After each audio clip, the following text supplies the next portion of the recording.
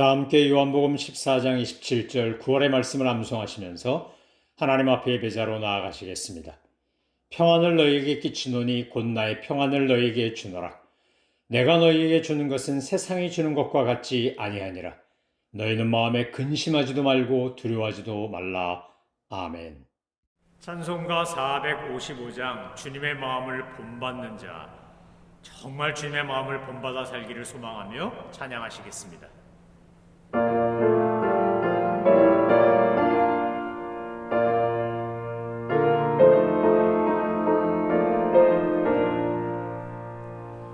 주님의 마음을 본받는 자, 그 맘에 평강이 찾아옴을 험악한 세상을 이기니 하늘로부터 임함이로다. 주님의 마음 본받아 살면서 그 거룩하심 나도 이루리. 주 모습 내 눈에 안 보이며 그 음성 내 귀에 안 들려도 내 영혼 날마다 주를 만나 신령한 말씀 늘 배우도다. 주님의 마음 본받아 살면서 그 거룩하심 나도 이루리. 가는 길 거칠고 험하여도 내 맘에 불평이 없어지는 십자가 고난을 이겨내신 주님의 마음 본받으리라. 주님의 마음 본받아 살면서 그 거룩하심 나도 이루리. 주 예수 세상에 다시 오실 그날엔 무성도 변화하여 주님의 빛나는 그 영상을 다 함께 보며 주 찬양하리. 주님의 마음 본받아 살면서 그 거룩하심 나도 이루리. 하나님께서 오늘 우리에게 주신 말씀은 사무엘상 30장입니다. 사무엘상 30장은 다윗이 이제 아기스 왕에게 피신하여 겪는 고난의 최정점을 보여줄 뿐만 아니라 다윗이 하나님의 은혜를 깨닫고 섭리를 깨닫고 주님의 마음을 회복하고 그의 삶이 변화되는 사건을 보여주고 있습니다. 여러분, 우리도 인생을 살다가 사무엘상 30장 같은 사건을 겪을 때가 있습니다. 세상 말로 망해도 어떻게 이렇게 망하냐, 쫄딱 망했다 할 정도로 경제적 또는 육체적, 정신적 파산을 경험할 때도 있고, 관계의 단절을 경험할 때도 있고, 믿었던 사람에게 배신을 당할 때도 있고, 내가 몸담았던 공동체로부터 버림받을 때도 있고, 정말 인간이 경험할 수 있는 최악의 순간, 가장 극단적인 경우를 경험한 것이 바로 사무엘상 30장의 내용이라고 할 수 있습니다. 다윗이 이제 부하들과 함께 사흘 만에 시글락으로 돌아옵니다. 아기스 왕의 요청을 받고 이스라엘과 전쟁하러 갔다가 블레셋 장군들의 불신과 분노와 불평 때문에 그 위기를 겨우 모면하고 시글락으로 돌아오면서 아마 다윗과 그의 부하들은 마음이 편안해졌을 겁니다. 야, 정말 하나님이 우리를 도우셨구나. 이제 시글락으로 가서 가족들과 함께 편안히 쉬면 되겠구나. 이렇게 마음 먹고 아주 편안한 마음으로 돌아왔을 겁니다. 그런데 돌아와 보니 어떻게 됐습니까? 사흘간 그곳을 비었을 뿐인데도 불구하고 다윗에게 한이 맺혀 있는, 너무나 많이 당하고 너무나 많이 피해를 받았으니까 이 아말렉 사람들이 쳐들어와서 이제 시글락에 점령하고 습격하고 그리고는 그것에 불을 지르고 남자 다 전쟁터 나간 틈을 이용해서 여자와 아이들, 노인들 다 잡아가지고 왔습니다. 와보니까 다윗과 그 부하들이 와보니까 성읍 안에 있던 모든 사람들, 어린아이나 노인 할 것 없이 한 사람도 죽이지 않고 몽땅 포로로 끌고 간 겁니다. 그들을 어쩌면 인신매매할 수도 있고 또는 인질로 삼을 수도 있고 그 다윗에게 당한 것이 또 그 부하들에게 당한 것이 한이 맺혀서 아말렉이 다윗과 부하들 보는 앞에서 잔인하게 처형할 수도 있고 별별 상상이 다 들었을 겁니다. 기가 막히고 너무나 한심해서 아내들과 아이들이 모두 사로잡혀가고 아무도 없었으니까 사람들이 너무 낙심이 돼가지고 어떻게 되겠습니까? 성경에 보면 통곡했다고 되어 있습니다. 목 놓아 울었다고 대성통곡하고 그러다가 이제 그 화가 그 슬픔이 다윗에게로 가는 겁니다. 당신 때문이다. 지금까지 다윗을 믿고 의지하고 따르던 사람들이 갑자기 이제 다윗에게로 모든 비난의 화살을 돌리면서 화풀이를 하는 겁니다. 여러분, 사무엘상 30장을 읽어보면 인간이라는 존재에 대한 회의가 됩니다. 어떻게 이럴 수가 있지? 다윗은 자기들을 보호하고 뭐 먹을 거라도 주고 챙겨주려고 나발에게 먹을 것 좀 달라고 잔치하는데 좀 우리도 먹을 것 좀 주라 이래가지고 거절하는 바람에 그 나발을 가서 쳐부시려고 막 분노해가지고 쳐들어가고 그거 다 자기 때문이 아니라 이 부하들 때문이었는데 어떻게 이 부하들이 자기와 함께 했던 동료들이 다윗을 쳐 죽이려고 한다. 성경에 보면요. 다윗을 돌로 쳐서 죽이자 이렇게 말했던 거예요. 얼마나 그들이 낙심했으면 그랬을까 이해가 되면서도 아니 인간이 이럴 수가 있나? 이래도 되나? 자기들의 지도자를 자기들이 믿고 따랐고 자기들을 보호해주는 사람한테 이러면 되는 거예요? 근데 여러분 사람은요 늘 그래요. 모든 사람이 그래요 사실은. 그래서 사람은 사랑할 대상이지 믿을 대상이 아니라고 하는 거예요. 여러분 이스라엘 백성들이 모세 외에요 애굽에서 종로로 타다가 출애굽할 때 하나님이 모세를 통해서 홍해도 가르시고 반석에서 물이 만나와 메추라기 내리고 얼마나 기가 막힌 일을 엄청나게 많이 하지 않았어요? 그런데 그들이 마실 물이 없을 때, 먹을 게 없을 때, 고기 먹고 싶을 때 애굽으로 돌아가자 그러면서 그냥 단순히 돌아가자만 그랬습니까? 모세와 아론을 죽이려고까지 했지요. 여러분 인간이 그런 거예요. 인간은 정말 자기중심적이고 이익중심적이고 당장 눈앞에 보이는 필요와 욕구가 채워지지 않으면 못 견디는 어떻게 보면 참 천박하다고까지 할 수 있을 만큼 얕은 수준의 존재가 인간이에요. 사람을 감동하고 존경하게 하고 흠모하게 만들고 추앙하게 만드는 존재도 인간이지만 그것이 군중이 됐을 때 사람이 됐을 때 얼마나 인간이 이율배반적인 모습을 보여주는지 몰라요. 오늘 다윗은 그런 자기 부하들 앞에서 이제 깨어진 자아를 가지고 슬픔을 가지고 주님의 마음을 회복하기 시작해요. 자기를 죽이려고 하는 사람들, 너무 마음이 아파서 다윗을 돌로 치자고 하는 사람들에게 배신을 당하게 됐을 때 비로소 다윗이 하는 게 뭡니까? 자, 오늘 본문에 보면 6절에 이렇게 돼 있어요. 사람들이 자기를 돌로 치려고 할 때 다윗은 자기가 믿는 주 하나님을 더욱 굳게 의지했다. 이렇게 표현돼 있어요. 하나님께로 나아갔다는 거예요.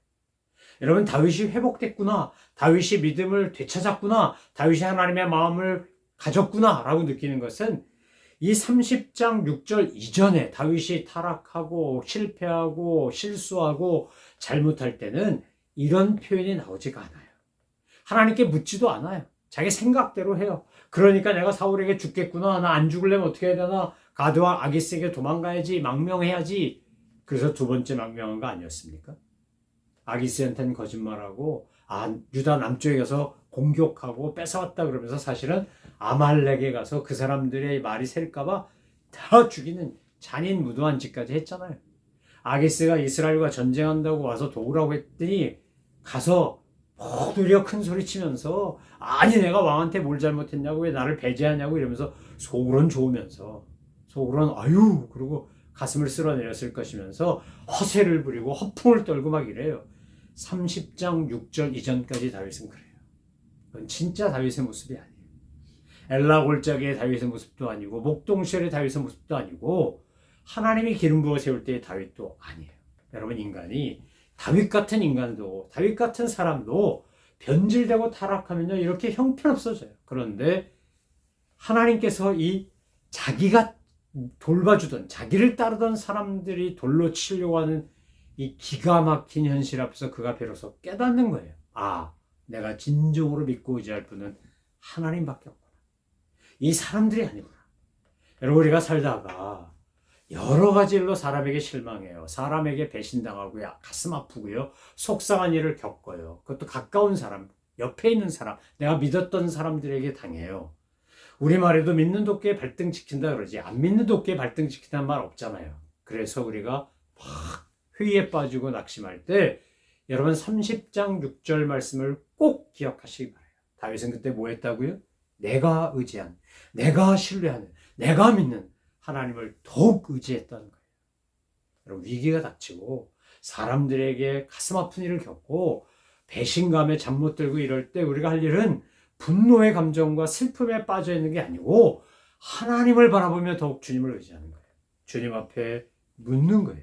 그래서 다윗이 이제 처음으로 아히멜렉의 아들 제사장 아비아달에게 말합니다. 나에게 에봇을 가져다 주시오. 이 말은 무슨 말입니까? 하나님 앞에 기도하고 묻습니다. 주님께 물었다. 8절에 보면 그 앞에서는 한 번도 나오지 않던 표현이 나와요. 다윗이 주님께 묻습니다. 주님, 제가 이 강도들을 추적하여 따라잡을 수 있을까요? 승리할 수 있을까요? 그때 주님이 뭐라고 말씀하십니까? 내가 틀림없이 따라잡고 틀림없이 되찾을 것이다. 걱정하지 말고 쫓아가라, 추격해라. 하나님이 말씀하세요. 여러분, 우리가 하나님 앞에 묻고 겸손하게 가난한 마음으로 하나님의 뜻을 묻고 방법을 묻고 주님을 의지하고 신뢰하며 주님의 계획을 물으면 하나님은 우리에게 아주 구체적으로 말씀하세요. 분명하게 말씀하세요. 성경을 통해 찬송을 통해 기도를 통해 설교를 통해 믿음의 멘토들을 통해 믿음의 사람들을 통해 환경을 통해 우리에게 분명히 말씀하세요. 여러분 그때 그것을 깨닫고 어떻게 하는 겁니까? 주님은 주신 약속 붙잡고 주님을 믿고 부하 600명을 데리고 이제 출동합니다. 추격해요. 그런데 더 기가 막히고 감동적인 건 이거예요. 600명이 지금 아말렉을 쫓아갑니다. 가서 아이와 아내와 노인들과 뺏긴 재산과 다 쫓아오려고 막 질풍노도같이 갔을 거예요. 정신없이 갔을 거예요. 그런데 가다가 어떻게 하는 겁니까? 부솔 시내에 이르렀을 때 낙오자들이 생기기 시작해요. 여러분 어느 공동체든지 선두에서는 20%가 있고요. 마지못해 뒤따라오는 20%가 있고 중간에 낀 또한 60%가 있어요. 이 사람들 중에 저 20% 뒤에 있는 분들은 존중하고 배려해야 돼요. 안 되는 걸 어떻게 안 하려고 그러는 게 아니라 못하는 거니까. 오늘 본문에 보면 낙오자가 있지요. 그런데 그들이 부솔 시내를 건너가지 못할 만큼 지쳤다고 돼 있어요. 그때 다윗이 참된 리더십을 발휘해요. 어떻게 하는 겁니까? 그 사람들을 부솔 시내에 쉬게 해요. 거기서 머물라 그래요. 안 와도 된다 그래요. 왜요? 사람이 많아서가 아니고 하나님이 붙여주겠다고 했으니까. 기드온이 300명사로 이긴 것처럼 지금 200명 머물러 있어도 400명 가면 돼요. 그러니까 하나님께서 다윗에게 200명은 그 자리에 남겨놓는 거예요. 부솔 시내가에 남겨놓는 거예요. 여기서 쉬고 있어라. 우리 가서 전쟁에서 다 되찾아가지고 승리하고 돌아오겠다. 여러분 30장 뒷부분에 보면 이제 전리품 나눌 때 보십시오. 그때 400명이 뭐라 그래? 아니 저들은 한 게 없잖아요. 왜 저들에게도 똑같이 나눠줘야 돼요? 그런데 다윗은 그들에게도 똑같이 나눠줘요. 여러분 왕이 왕의 모습을 회복하는 거예요. 오늘 하나님 앞에서 부솔 시내가에 왔을 때 뭐라고 되어 있습니까? 함께 출동했던 사람들 가운데 약하고 악하고 야비한 사람들이 거기에 남은 사람들을 못마땅히 여기고 자기들과 함께 출전하지 않았던 사람들에게는 되찾은 물건 하나도 돌려주지 말자 그래요. 각자의 아내와 아이만 데리고 가게 하자 그래요. 그때 다윗이 그들을 달래며 말하죠. 여러분 하나님께서 우리에게 원하시는 게 뭘까요? 우리에게 원하는 게 바로 주님의 마음으로 관대함과 배려와 존중과 양보와 사랑과 희생을 하도록 만드시는 거예요. 다윗이 왕이 되려면 바로 이 600명 가운데 400명 대 200명, 그 400명 중에서 악하고 야비한 사람들이죠. 다는 아니에요. 그들이 주장하는 말도 안 되는 것 같은데 사실 일리가 있죠. 왜냐하면 한 게 없으니까. 그러나 다윗이 그들을 설득하고 달래주지 않습니까? 뭐라 그럽니까? 사랑하는 믿음의 동지들, 우리의 생명을 나눈 전우들이여, 주님께서 우리를 지켜주시고 우리에게 쳐들어온 습격자들을 우리의 손에 넘겨주신 겁니다. 이건 우리가 한 게 아니고 하나님이 하신 겁니다. 그리고 선물로 우리에게 주신 것 우리가 공평하게 나누지 않는다면 하나님이 어떻게 앞으로 우리를 도와주시겠습니까? 여러분의 마음 모르는 거 아닙니다. 하지만 우리가 동일하게 모든 사람을 다 똑같이 그렇게 원래 자기 물건 돌려주고 아내와 아이들도 데려가게 하는 것이 옳습니다. 이렇게 설득합니다. 그랬더니 같이 전쟁에 갔던 사람들이 어떻게 합니까? 아무도 그것에 거스르지 않습니다. 똑같이 나누어 주자고 했던 것을 다 나누어 줍니다. 근데 그 이전에 지금 이렇게 다 되찾아오기 전에 다윗에게 하나님이 테스트처럼 한 명을 붙여놓습니다. 그게 11절 이하에 나오는 말씀입니다. 들녘에서 한 이집트 사람을 발견하고 다윗에게로 데려옵니다. 그에게 빵을 주어 먹게 하고 물도 주어 마시게 합니다. 여러분 전쟁 나갈 때 정말 중요한 것 중에 하나가 군수품입니다. 이 먹는 거 마시는 거 쓰는 거 이거 부족하면요 전쟁 못합니다. 이 군수물자 보급로가 길어지면 그러면 전쟁에서 지게 되어 있습니다. 나폴레옹도 독일 히틀러도 소련 침공했다가 그 혹독한 겨울에 또 우크라이나 지역의 그 땅이 아주 그냥 겨울이 되면 딱딱하게 얼어있다가 봄만 되면 이게 질척거려가지고 탱크고 마차고 아무것도 못 지나갑니다. 그런 바람에 보급이 끊기고 어려워지고 이러면서 결국 진 겁니다. 프랑스도 지고 독일도 진 거예요. 여러분 오늘 이 보급품이 얼마나 중요해요. 그런데 지금 애굽 사람, 이집트 사람에게 먹을 것도 주고 빵도 줍니다. 자비를 베풀어요. 그랬더니 그가 너무 소중한 정보를 주죠. 그는 어떻게 했다고 했습니까? 애굽 사람은 3일 동안 빵도 먹지 못하고 물도 마시지 못해서 기진맥진해 있었어요.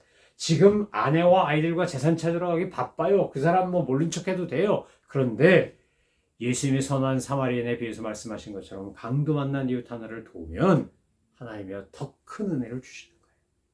그 사람 덕에 이집트 소년 덕에 이제 중요한 정보를 알고 전쟁에서 승리하지 않습니까?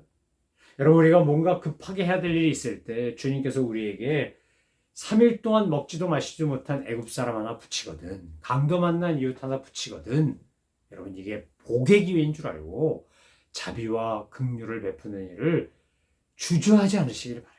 하나님은 그걸 보시고 우리에게 더 큰 은혜와 복을 주시기 때문인 거죠. 사랑하는 성도 여러분, 저는 저와 여러분이 부솔 시내가에서 200명을 남겨놨던 다윗의 모습이 되기를 소망합니다. 그것이 바로 왕의 모습이기 때문이에요. 돌아온 다음에 그 200명에게 주지 말자고 주장할 때 그들을 설득했던 다윗처럼 되기를 바라요. 그것이 하나님의 사람의 모습이기 때문에 그래요. 손해보는 것 같고 어리석은 것 같고 바보 같은 짓 같아도 지금 3일 동안 먹지도 마시지도 못한 애굽 사람에게 먹을 거 주고 마실 거 주는 다윗 되기를 바라요. 그게 복받는 비결이기 때문에 그래요. 사랑하는 성도 여러분, 오늘 여러분이 제가 왕 같은 제사장으로 하나님의 거룩한 역사를 이루어 가려면 오늘 사무엘상 30장에 나온 다윗처럼 그렇게 부솔 시내가의 다윗처럼 돌아온 뒤에 그 200명을 대하는 다윗처럼 방도 만난 이웃 같은 애굽 사람 소년 하나를 대하는 다윗처럼 되시고 그렇게 살아서 하나님의 은혜와 복을 풍성히 누리시는 저와 여러분 되고 우리 가정 되고 교회 되고 이 나라 되기를 소망하며 축원합니다. 기도하겠습니다. 하나님 아버지, 오늘 부솔 시냇가의 다윗이 저희들의 모습이 되게 하여 주옵소서. 애굽 사람 한 사람을 돌보던 그 다윗이 저희들이 되게 하시고 돌아왔을 때 공평하게 모든 것을 나누는 리더십을 발휘하던 다윗이 저희들이 되게 하여 주옵소서. 감사드리며 예수 그리스도의 이름으로 기도 올려옵나이다. 아멘. 하늘에 계신 우리 아버지, 아버지의 이름을 거룩하게 하시며 아버지의 나라가 오게 하시며 아버지의 뜻이 하늘에서와 같이 땅에서도 이루어지게 하소서.